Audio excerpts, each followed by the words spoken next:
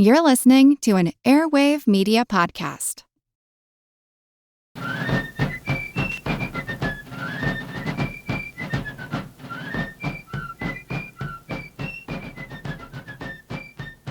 Hello, and thank you for joining the American Revolution. Today, episode 100, The Declaration of Independence. Over the last 2 weeks, I've discussed the vote for independence and the creation and distribution of the Declaration itself. This really is the key document of the American Revolution and one that fundamentally changed the world. So I'm devoting this third week to this important topic. This week, I want to go through the Declaration line by line and explain the significance of each part. With that, let's begin.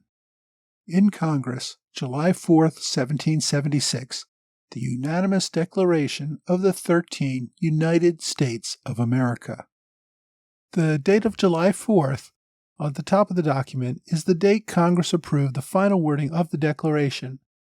Although Congress added the very next line calling it unanimous a couple of weeks after that date, after the New York delegation changed its vote, reflecting the fact that all 13 colonies now supported the Declaration. When in the course of human events it becomes necessary for one people to dissolve the political bands which have connected them with another, and to assume among the powers of the earth the separate and equal station to which the laws of nature and of nature's God entitle them, a decent respect to the opinions of mankind requires that they should declare the causes which impel them to the separation. We hold these truths to be self-evident, that all men are created equal, that they are endowed by their Creator with certain unalienable rights, that among these rights are life, liberty, and the pursuit of happiness, that to secure these rights, governments are instituted among men, deriving their just powers from the consent of the governed, that whenever any form of government becomes destructive of these ends, it is the right of the people to alter or abolish it, and to institute new government, laying its foundation on such principles and organizing its powers in such form as to them shall seem most likely to affect their safety and happiness. Prudence, indeed, will dictate that governments long established should not be changed for light and transient causes. And accordingly, all experience has shown that mankind are more disposed to suffer while evils are sufferable than to right themselves by abolishing the forms to which they are accustomed. But when a long train of abuses and usurpations, pursuing invariably the same object, evinces a design to reduce them under absolute despotism, it is their right, it is their duty to throw off such government and to provide new guards for their future security. Such has been the patient sufferance of these colonies, and such is now the necessity which constrains them to alter their former systems of government. The history of the present King of Great Britain is a history of repeated injuries and usurpations, all having in direct object the establishment of an absolute tyranny over these states. To prove this, let facts be submitted to a candid world. Okay, so this introduction summarizes quite well the idea of social contract theory. Radical ideas first espoused by people like Thomas Hobbes and later expanded by thinkers like John Locke and Jean-Jacques Rousseau. As the Age of Reason replaced medieval superstition, theorists could not simply rely on the idea that leaders were leaders because God ordained it, the so-called divine right of kings. Under this new social contract theory, governments came into being because people needed rules and enforcement of those rules to bring order to society. The people collectively gave this power to a government, but when government proved unwilling to serve the people in this goal, the people could dissolve it and create a new one. Locke listed fundamental rights which government should protect: life, liberty, and property. If government did not protect people's lives, let them live freely, and protect their property, it was not doing its job and needed to be replaced. Jefferson famously replaced property with pursuit of happiness, a term Locke used elsewhere, as did other political philosophers. It is also a shortened version of what George Mason wrote in the Virginia Declaration of Rights, published a month earlier. Jefferson never directly explained this alteration. Some have theorized that he did not want property to be seen as a code word for protecting slavery. It could also simply be that Jefferson was thinking more about the right of taxation, which does take property and is acceptable if the people consent to it through their elected representatives. The phrase seemed to work. Jefferson then proceeds to explain that any government attempt to undermine these rights is justification for its replacement. The next section goes through the lists of reasons why the king has violated the social contract with the colonists. He has refused to assent to laws the most wholesome and necessary for the public good. He has forbidden his governors to pass laws of immediate and pressing importance unless suspended in their operation till his assent should be obtained, and when so suspended, he has utterly neglected to attend them. These are the general objections to restrictions colonial legislatures had to face more often in recent years as London attempted to rein in colonial legislatures. Although the King's Privy Council had never rejected a bill of Parliament since George I took power, George III's council had rejected colonial legislation on several occasions. It also emphasizes the futility of attempting to govern from such a distance, where it could take months for messages to pass back and forth across the ocean. He has refused to pass laws for the accommodation of large districts of people, unless those people would relinquish their right of representation in the legislature, a right inestimable to them and formidable to tyrants only. This seems to be a dig at attempts to suspend colonial lawmaking authority in colonies that objected to parliamentary laws. The colonies had no representation in Parliament and could not relinquish legislative authority to that body. Some have also said it is a criticism of the royal government's failure to redistrict legislatures as populations moved into western lands without representation in the colonial legislatures. He has called together legislative bodies at places unusual, uncomfortable, and distant from the depository of their public records, for the sole purpose of fatiguing them into compliance with his measures. This appears to be a direct attack at royal directives that forced the Massachusetts legislature to meet in locations other than Boston. Virginia and South Carolina also had to meet in other locations as well. He has dissolved representative houses repeatedly for opposing with manly firmness his invasions on the rights of the people. He has refused for a long time, after such dissolutions, to cause others to be elected, whereby the legislative powers, incapable of annihilation, have returned to the people at large for their exercise, the state remaining in the meantime exposed to all the dangers of invasion from without and convulsions within. In the years leading up to war, royal governors repeatedly suspended legislative sessions and elections when it was clear that those legislatures would vote on things with which the leadership in London disagreed. This effectively left some colonies without representative government, sometimes for years. He has endeavored to prevent the population of these states, for that purpose obstructing the laws for naturalization of foreigners, refusing to pass others to encourage for their migrations hither, and raising the conditions of new appropriations of land. This criticized attempts by the Crown to limit immigrants from outside of the British Empire from settling in the colonies, and also attempts to restrict settlements in western lands. Colonists wanted to settle more lands and expand westward. London did not want large numbers of people with traditional allegiances to other European powers settling in large numbers. It also did not want western expansion to provoke another war with the Indian tribes. He has obstructed the administration of justice by refusing to assent to laws for establishing judiciary powers. He has made judges dependent on his will alone for the tenure of their offices and the amount and payment of their salaries. For nearly a decade, London had attempted to have judges appointed by royal governors and to have London pay their salaries. Colonists saw this as an attempt to bias judges in favor of London. This was one reason Massachusetts began the Committees of Correspondence to see if London was undermining judicial control in other colonies as well. It was also one of those sneaky behind-the-scenes power grabs that put the Patriots on high alert.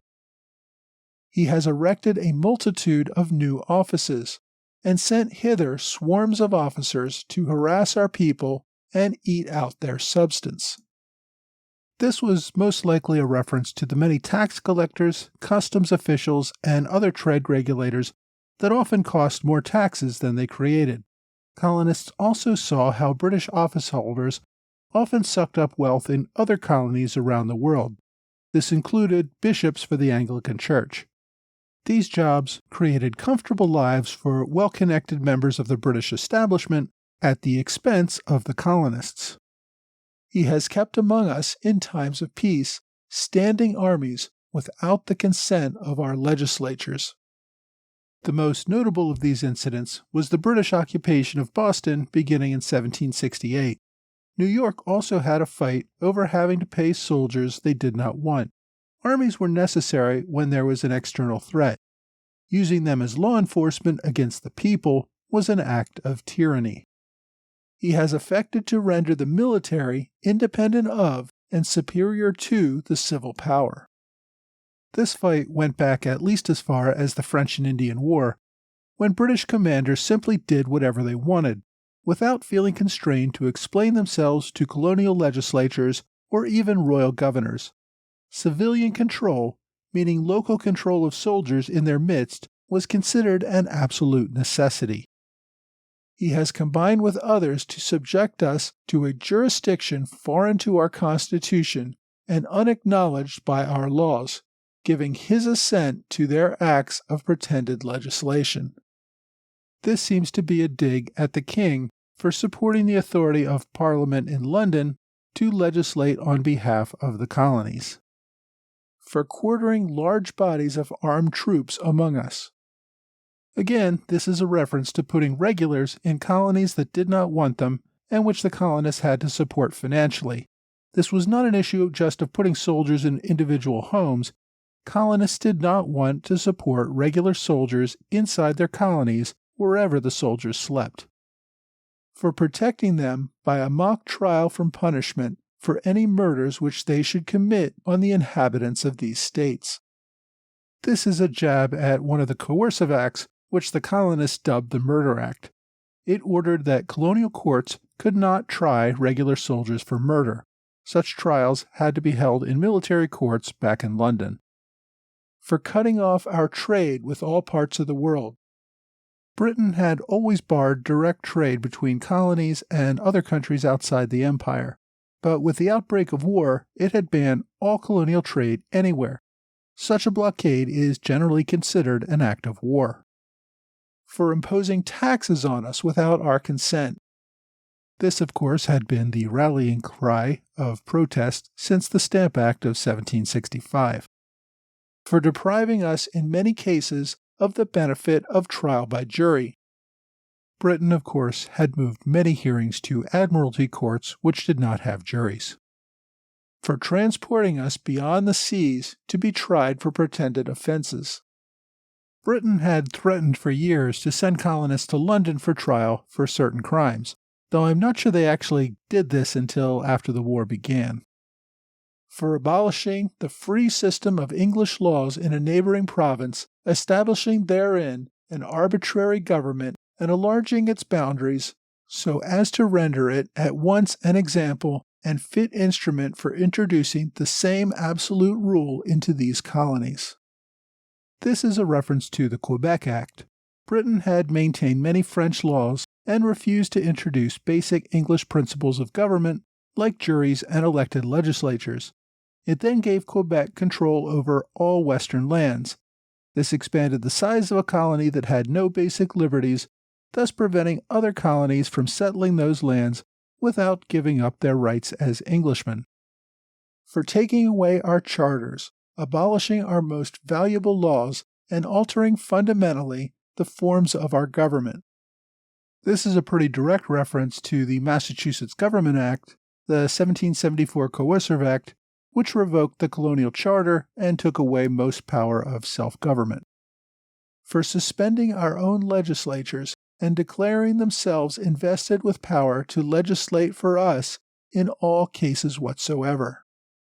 Again, this is referencing the suspension of colonial legislatures when the governor didn't like what they were doing, and also seems to be a pretty direct reference to the Declaratory Act, which held that Parliament had the right to legislate for the colonies in all cases whatsoever. Also, of course, London seemed to bypass colonial legislatures and impose its own rules on colonists on an ever-expanding range of issues. He has abdicated government here by declaring us out of his protection and waging war against us. In late 1775, following the news of Lexington and Concord, the king declared the colonies in rebellion and outside his protection. This effectively called on Parliament to go to war with the colonies. The king's decision to take Parliament's side rather than broker a compromise was what led many moderates in the colonies to join the move for independence. He has plundered our seas, ravaged our coasts, burnt our towns, and destroyed the lives of our people. Since the war began, the Army and Navy had of course engaged in open warfare, burning towns like Falmouth, Charleston, and Norfolk. He is at this time transporting large armies of foreign mercenaries to complete the works of death, desolation, and tyranny already begun with circumstances of cruelty and perfidy scarcely paralleled in the most barbarous ages, and totally unworthy the head of a civilized nation. Although they had not been in battle yet, the delegates were well aware that the king had paid German mercenaries to supplement the army that Britain was sending to America. The idea that a leader would hire foreigners to kill his own people was seen as an act of tyranny. He has constrained our fellow citizens taken captive on the high seas to bear arms against their country, to become the executioners of their friends and brethren, or to fall themselves by their hands. Britain had regularly captured merchant vessels and forced colonist sailors either to join the British Navy or be killed. He has excited domestic insurrections amongst us, and endeavored to bring on the inhabitants of our frontiers, the merciless Indian savages whose known rule of warfare is an undistinguished destruction of all ages, sexes, and conditions. The term domestic insurrections is generally considered to be a reference to Virginia Governor Dunmore's attempts to get slaves to oppose the rebellion in defense of the crown. This also references attempts by British Indian agents to get various tribes to support British efforts in the war. The phrase merciless Indian savages has been tagged as racist in recent years. However, it does reflect the fear that at the time, native tribes engaged in warfare that tended to commit horrific acts against civilians and prisoners. Yes, colonists often visited the same level of cruelty against natives, but for the colonists at this time, this was a particularly scary element of warfare that they wished to avoid. In every stage of these oppressions, we have petitioned for redress in the most humble terms. Our repeated petitions have been answered only by repeated injury. A prince whose character is thus marked by every act which may define a tyrant is unfit to be the ruler of a free people. Colonists had been sending petitions for many years, but of course made no progress with these. This was Congress's way of saying, "We tried to settle this by appealing to the government, but got nowhere." The refusal of leaders even to consider petitions and debate the problems was a sign that the government was not interested in the support of the people, but rather relied on the tyrannical use of force to control them. Nor have we been wanting in attentions to our British brethren. We have warned them from time to time of attempts by their legislature to extend an unwarrantable jurisdiction over us. We have reminded them of the circumstances of our emigration and settlement here. We have appealed to their native justice and magnanimity, and we have conjured them by the ties of our common kindred to disavow these usurpations, which would inevitably interrupt our connections and correspondence. They too have been deaf to the voice of justice and of consanguinity.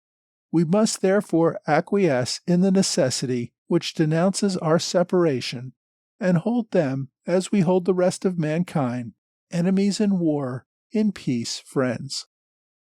The colonies had also made direct appeals to the English people.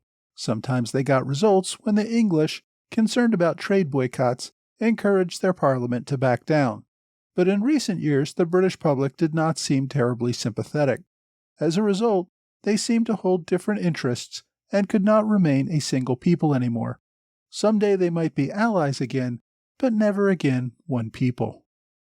We, therefore, the representatives of the United States of America, in General Congress assembled, appealing to the Supreme Judge of the world for the rectitude of our intentions, do in the name and by the authority of the good people of these colonies solemnly publish and declare that these united colonies are and of right ought to be free and independent states, that they are absolved from all allegiance to the British Crown, and that all political connection between them and the state of Great Britain is and ought to be totally dissolved, and that as free and independent states they have full power to levy war, conclude peace, contract alliances, establish commerce, and to do all the other acts and things which independent states may of right do.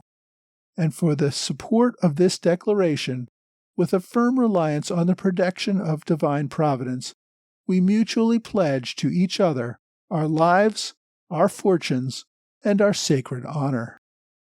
This final paragraph very directly states that for the above reasons, the colonies are now sovereign states with no political ties to Britain. They would continue a war against what they now regarded as a foreign nation of Great Britain. They would seek the assistance of other countries to win that war. In pledging their lives, fortunes, and sacred honor, the delegates recognized they were putting everything on the line. After this open challenge to who would be the sovereign of North American settlements, there was no turning back. With that, the Continental Congress and America awaited Britain's response. Next week, the British began landing the largest military force ever seen in America at Staten Island, New York.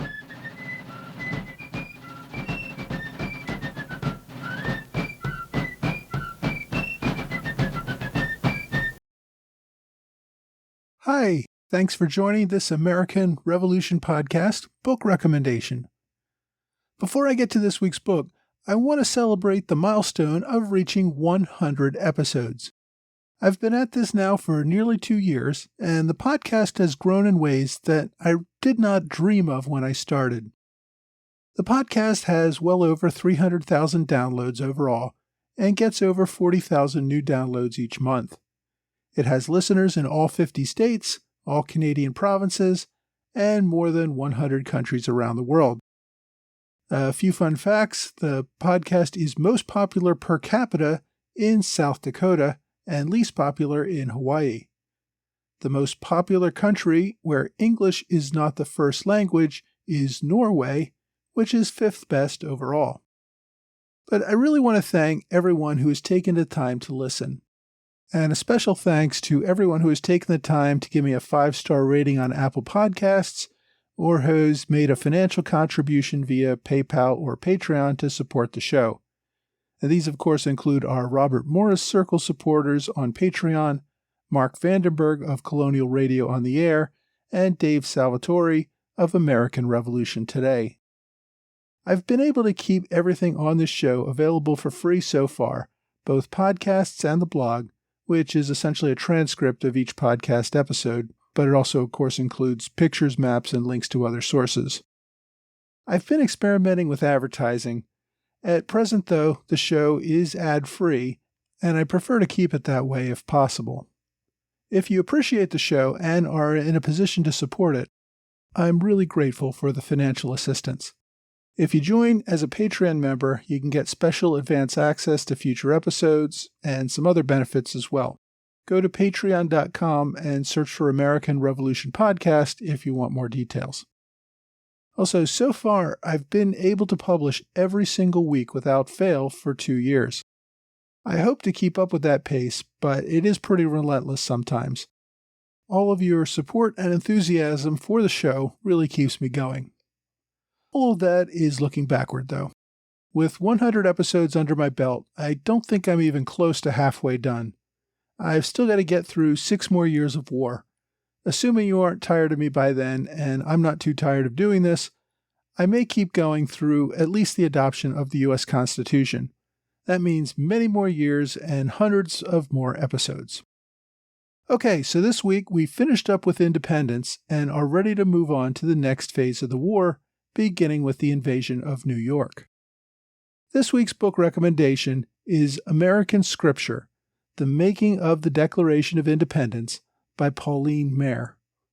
This book covers the build-up to independence, the drafting of the Constitution, and how it affected the war and the future of America.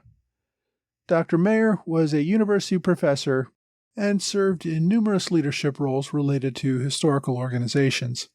She's written several other good books on issues related to the Revolution, some of which may be future recommendations. Unfortunately, Dr. Maier passed away a few years ago, but she leaves behind a wonderful legacy of work. In her book, American Scripture, Maier gives a really good analysis of the development of the Declaration and the people and events that provided the basis for the document. The book was first published in 1997. It's just over 200 pages, not counting the appendix and index, but the appendices are probably worth buying the book by themselves. They include several state, local declarations and resolutions on independence, as well as Jefferson's draft copy and the changes that other members made to the document along the way. It's an excellent analysis of the process that led to independence. For my online recommendation this week, I'm going to recommend the Revolutions podcast by Mike Duncan. Mike's podcasts were the first ones I ever heard, and I was hooked immediately. I loved his coverage of various historical periods and his easy and humorous style. Although he does not know me, his work has been an inspiration to me. The podcast Revolutions covers a wide variety of different revolutions around the world, starting with the English Civil War and finishing up soon with the Russian Revolution. His coverage of the American Revolution was enjoyable, but in just 15 episodes, it didn't give the detail that I craved, hence my own project that focused on that one revolution. Duncan gives much more coverage to the French Revolution and several in Latin America, which I found very informative and enjoyable. If you haven't listened to his work, you probably should. You can find him on Apple Podcasts or wherever you get your podcast. He also has a website at revolutionspodcast.com. Well, that's all for this week. I hope you will join me again next week for another American Revolution podcast.